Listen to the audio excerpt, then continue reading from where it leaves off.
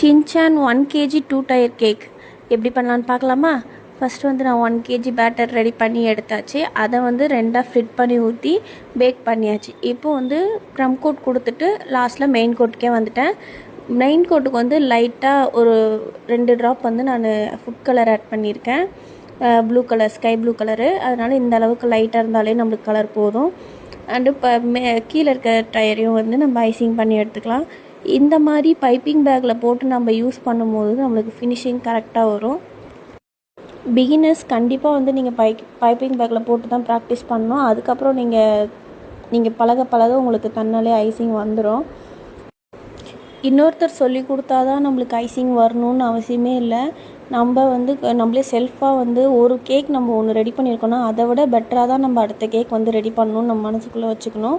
அப்போ தான் நம்மளால் வந்து ஒவ்வொரு கேக்குமே கரெக்டான ஃபினிஷிங்கில் கொண்டு வர முடியும்.